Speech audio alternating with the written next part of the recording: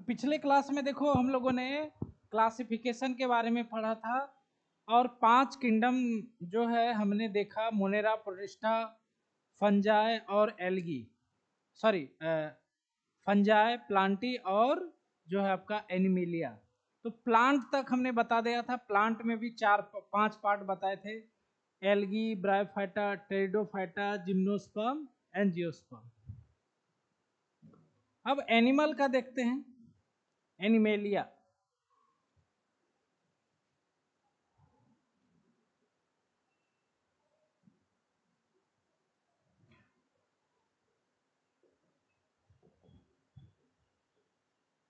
Animalia, animalia इसमें जो है एनिमल्स के बारे में पढ़ते हैं। एनिमल्स का ग्रुप है, groups of animal. Animalia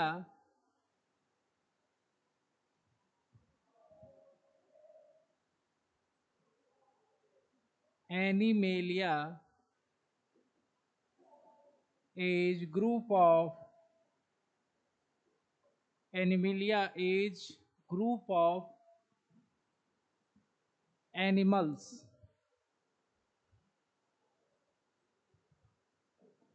Animalia जो है एनिमल्स का ग्रुप होता है, ठीक है। अब एनिमिलिया को हम लोग जनरली 11 फाइलम में बांटते हैं या ग्रुप में बांटते हैं। तो यहां पर लिखेंगे animalia is divides into 11 phylum या ग्रुप्स, ठीक है। तो 11 फाइलम या ग्रुप होता है उसका, एक एक करके इसको लिखते हैं।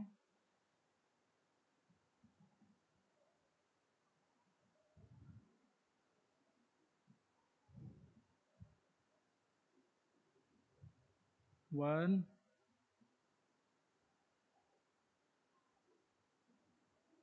टू, थ्री,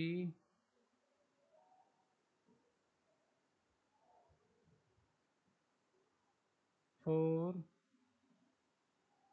5, 6, 7, 8, 9, 10, 11, ठीक है। सबका नाम लिखते हैं।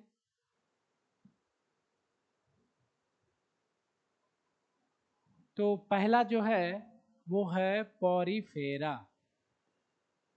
पॉरीफेरा है ना।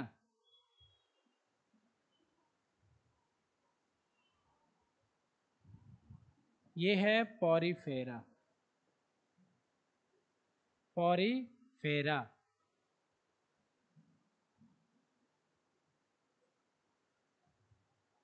पॉरी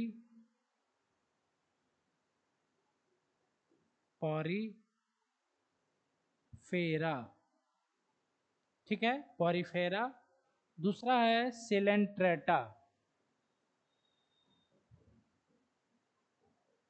सिलेंट्राटा, सिलेंटेराटा।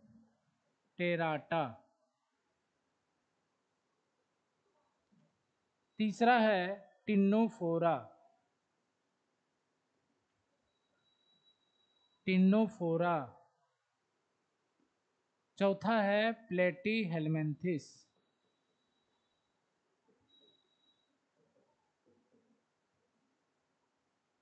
प्लेटी हेलमेंथिस।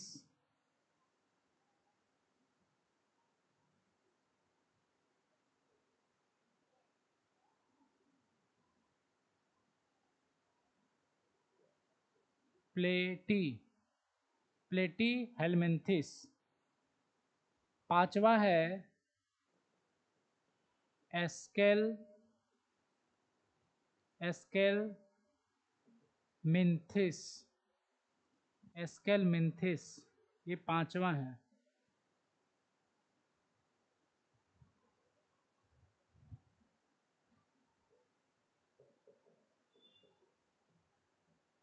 एस्केलमिंथिस, ठीक है। छठा जो है वो है एनेलिडा, एनेलिडा। सातवां है ऑर्थोपोडा, ऑर्थोपोडा।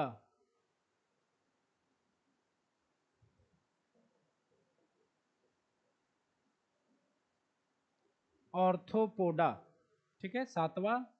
उसके बाद आठवां जो है वो है मोलस्का, आठवां जो है वो है मोलस्का।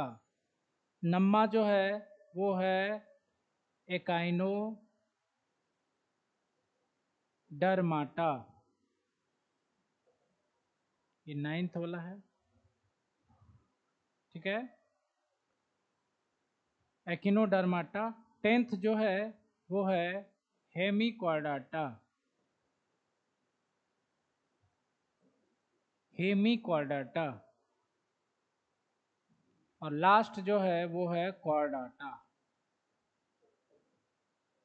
लास्ट जो फाइलम का नाम है वो है क्वार्डाटा।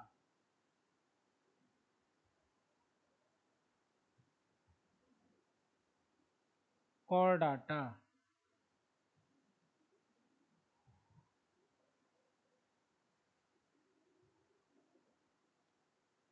कॉर्डाटा, है ना। तो ये जो है 11 फाइलम है। ये एनिमल को हम लोग 11 फाइलम में बांटते हैं, जिसका नाम है पोरीफेरा, सेलेंट्रेटा, टिनोफोरा, प्लेटीहेलमिन्थिस, एस्केलमिन्थिस। तो ये 11 नाम हम लोग को याद रखना है ना। अभी लिखो नहीं, बाद में लिख लेना, टाइम तो देते ही है ना लिखने के लिए। तो ये पोरीफेरा, तो इसका हम लिख देते हैं, ये बहुत काम आएगा ये, है ना। विश्वास नहीं करोगे, ये सब बहुत काम आएगा, अभी याद कर लोगे। ये पोरीफेरा, तो इसको लिख देते हैं हिंदी भी इसका, पोरीफेरा सिलेंट्राटा। अच्छा अच्छा,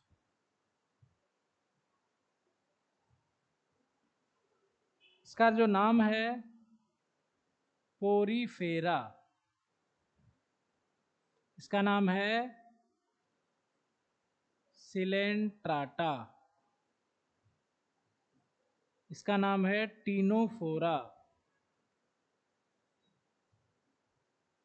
इसका नाम है प्लेटी हेलमिन्थिस, प्लेटी हेलमिन्थिस। इसका नाम है aschelminthes, aschelminthes. Annelida, arthropoda,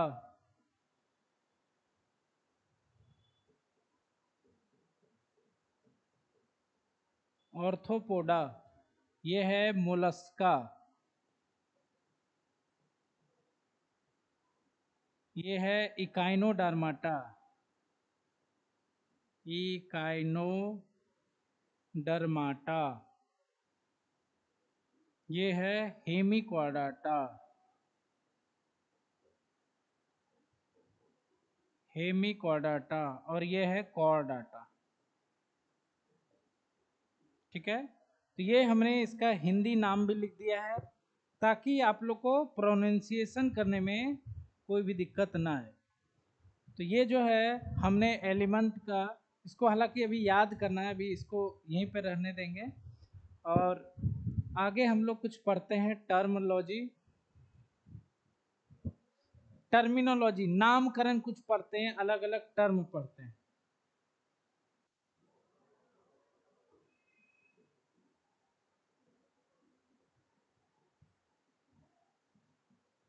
terminology,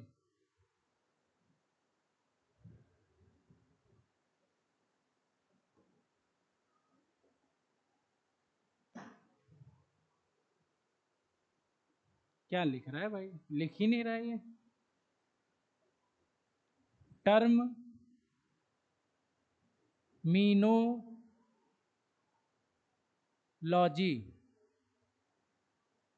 terminology, ठीक है, हो गया।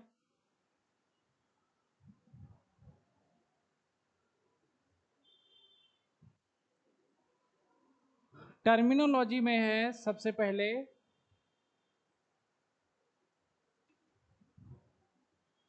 सेल,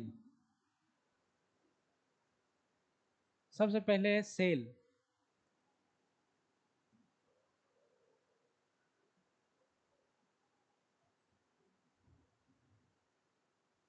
सेल, सेल का परिभाषा, इसका परिभाषा लिखना है। सेल क्या है? सेल जीवों का सूक्ष्मतम भाग, सूक्ष्मतम इकाई जो है उसे सेल कहते हैं। सेल जीवों का सूक्ष्मतम भाग है, यूनिट ऑफ लाइफ है, और यह शरीर में सभी क्रियाओं और संरचनाओं को बनाता है। मतलब हमारा जो शरीर है यह पूरा का पूरा सेल से, कोशिकाओं से बना हुआ है। तो हमारे शरीर का संरचना क्या है? कोशिका बनाया है। कोशिका कार्य भी करती है, बहुत सारे कार्य करती है, जिसके कारण हमारा शरीर कार्य करता है। जैसे आप लोग, जैसे किडनी है, किडनी भी कोशिकाओं से बना हुआ है। तो कोशिकाएं जो हैं, किडनी की सभी कोशिकाएं काम कर रही है, इसीलिए किडनी भी काम कर रहा है ना। लीवर का सभी कोशिका काम कर रहा है, इसीलिए लीवर काम कर रहा है। कोशिकाएं काम करना बंद कर देंगे, लीवर भी काम करना बंद कर देगा। तो कोशिका है, कोशिका को हम लोग क्या लिख सकते हैं, इसका परिभाषा?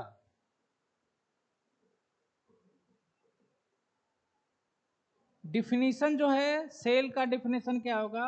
The structural and functional unit of life. क्या है? जीवन की इकाई है। क्या है? जीवों की इकाई है। तो यहां पर लिखेंगे द फंक्शनल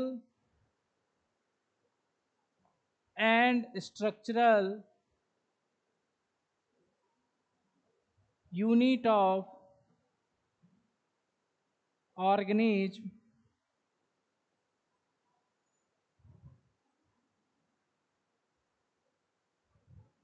और लाइफ इज कॉल्ड सेल। तो सेल क्या होते हैं? जीवों की संरचनात्मक। तो यहां पर हिंदी लिखते हैं, फंक्शनल मतलब हुआ कार्यात्मक,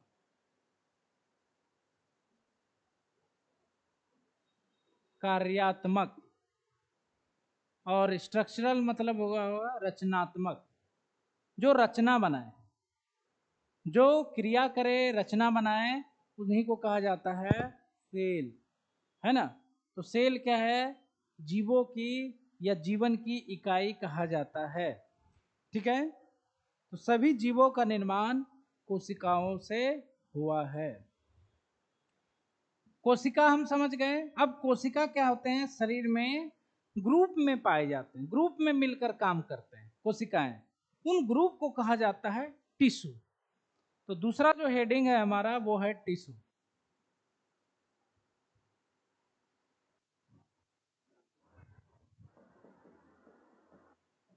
tissue,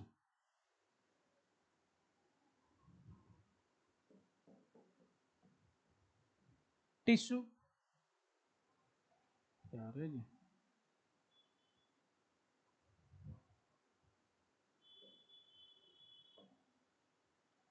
tissue,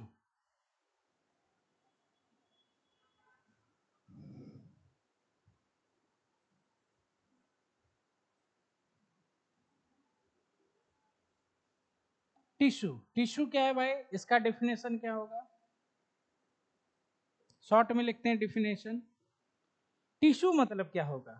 tissue group of वैसे कोशिकाओं के समूह जिनकी उत्पत्ति और जिनका कार्य समान हो,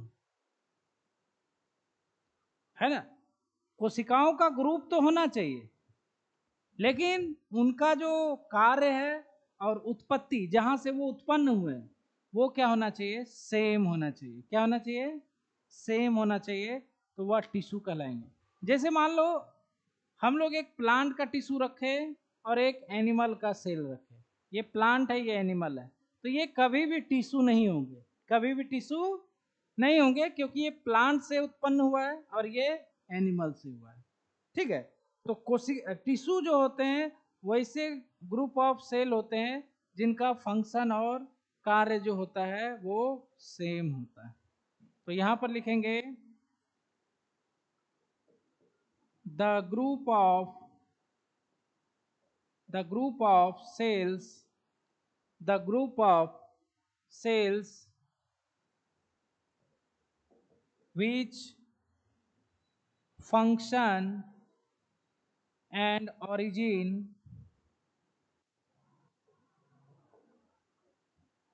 is same are called tissue। ठीक है, इनको टिश्यू कहा जाता है। इसका एग्जाम्पल, बहुत सारा एग्जाम्पल होता है टिश्यू का। Example meristematic tissue, meristematic tissue, permanent tissue, meristematic tissue, permanent tissue. उसके बाद एपिडर्मिस, एपिडर्मिस, कनेक्टिव टिश्यू, है ना। ये सब जो है टिश्यू के उदाहरण हैं, एग्जाम्पल हैं, है ना। जिसमें से जो पहला दोनों आपको टिश्यू दिख रहा है, ये टिश्यू जो होते हैं यह पौधों में होते हैं, है ना। और ये टिश्यू जनरली जो होते हैं इसको एपिडर्मिस, ये भी सही है ना। एपिथेलियम कर लो,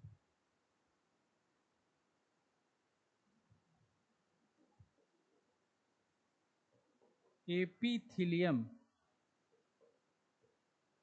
टिश्यू, एपिथेलियम टिश्यू।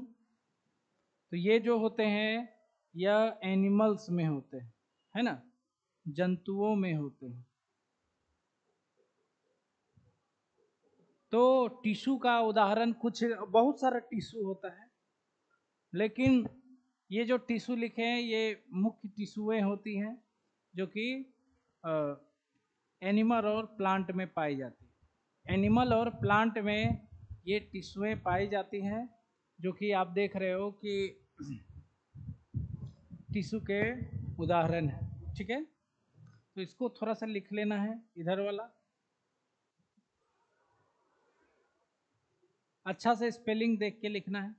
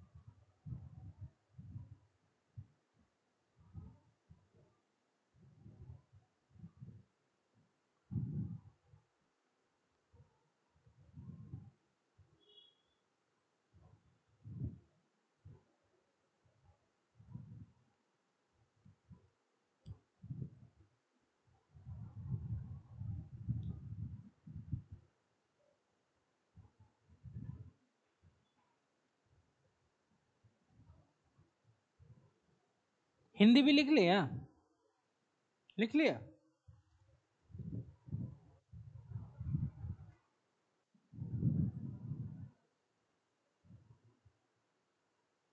है ना, इसको याद करो अभी, है ना, इसको रट लो, इसको पढ़ पढ़ के इसको रटो, जरूरी है ना, टाइम है हमारे पास तो रटो इसको।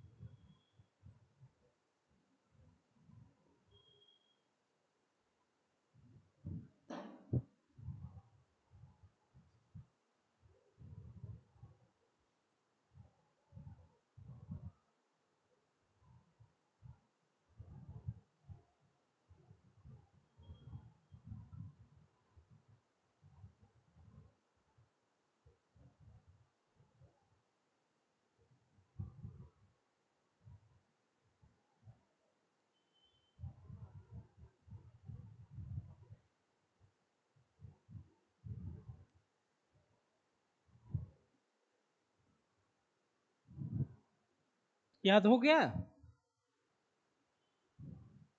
याद हो गया, बताओ तो क्या क्या नाम है। हाँ हाँ,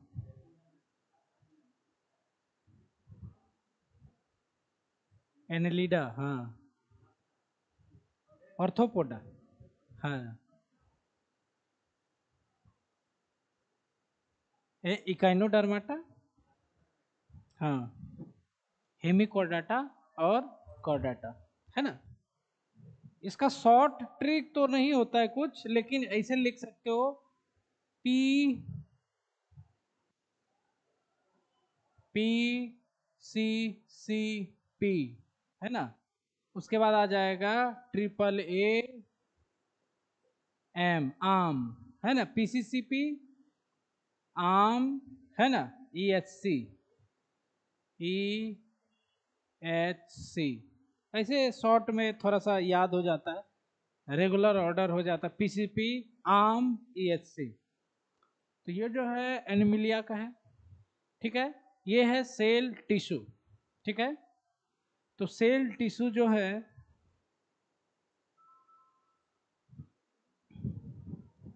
अब इसके बाद आगे की ओर चलते हैं।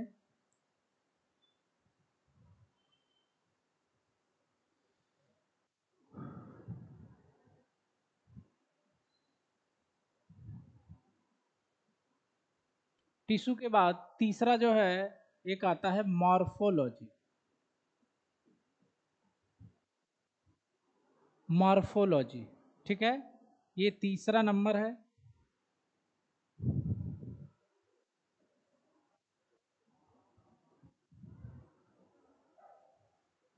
मॉर्फोलॉजी, मॉर्फोलॉजी मतलब क्या होता है?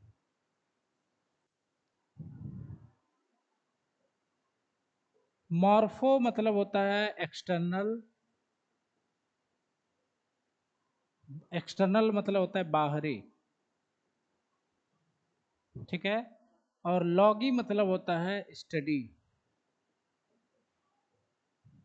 जब हम लोग बाहरी संरचना का अध्ययन करते हैं तो वो जो होता है वह कहलाता है मॉर्फोलॉजी। जैसे अगर प्लांट मॉर्फोलॉजी दिया हुआ है तो प्लांट का जो बाहरी अध्ययन है, जैसे प्लांट में पत्ती के बारे में, जड़ के, जो हमें दिखाई दे रही है, बाहरी संरचना मतलब क्या हुआ, जो दिखाई दे रही है। अब हमारे शरीर में क्या दिख रहा है? आंख, कान, नाक, कान दिख रहा है, हाथ दिख रहा है, अंगुली दिख रहा है, लेकिन किडनी लिवर आपको नहीं दिख रहा है, वो क्योंकि अंदर में है, ठीक है। तो मॉर्फोलॉजी मतलब क्या हो जाएगा इसका परिभाषा? The study of external structure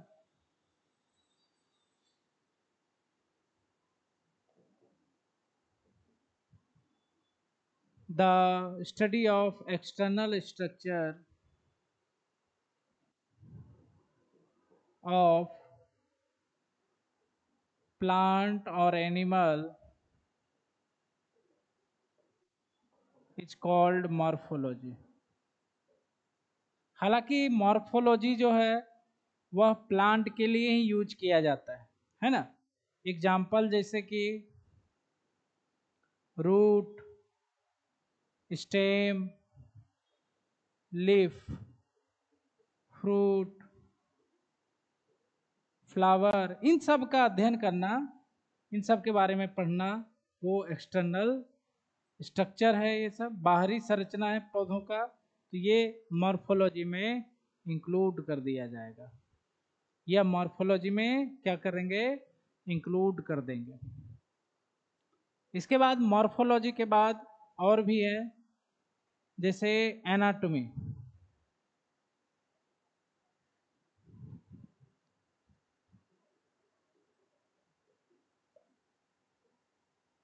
anatomy,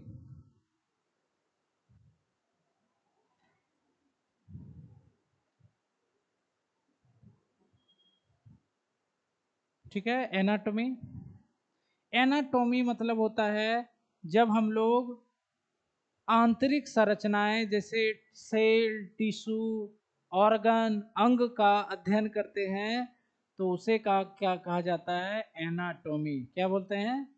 तो टॉमी मतलब होता है कटिंग। तो अंदर बिना काटे हुए कैसे दिखेगा?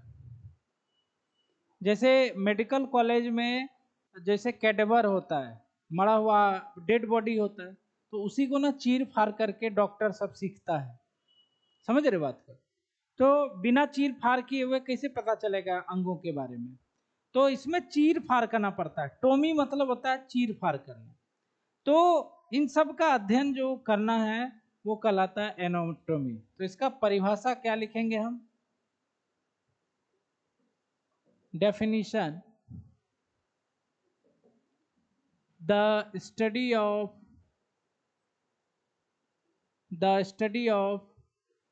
Internal structure like cell, tissue और ऑर्गन्स। ऑर्गन्स मतलब होता है अंग। इंटरनल मतलब क्या होता है? आंतरिक। देख लेना हिंदी इसका, आंतरिक, आंतरिक लिखा गया, अच्छा कोई बात नहीं। सेल, टिश्यू और organ is called anatomy. Anatomy, इसको कहा जाता है एनाटॉमी।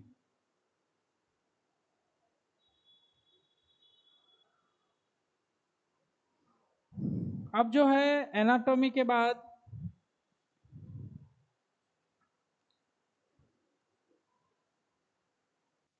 नेक्स्ट जो है ये 4 लिखना था ना,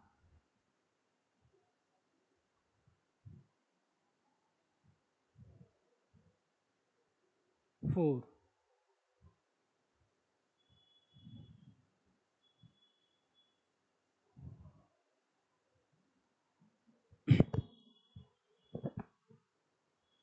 एनाटॉमी हो गया, संरचना के आधार पर हो गया, है ना। इसके बाद है फिजियोलॉजी।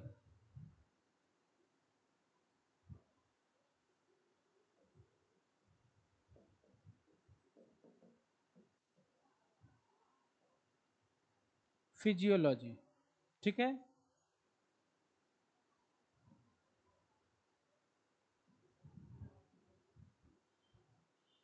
फिजियोलॉजी, इसका परिभाषा क्या हो जाएगा? इसको हिंदी में कहा जाता है शरीर क्रिया, शारीर क्रिया, ठीक है। तो शरीर में होने वाले क्रियाओं के, है ना, अध्ययन को कहा जाता है फिजियोलॉजी। तो यहां पर लिखेंगे the study of body function, body और ऑर्गन फंक्शन, है ना, शरीर या अंगों का कार्य का अध्ययन करना, फंक्शन इज कॉल्ड फिजियोलॉजी।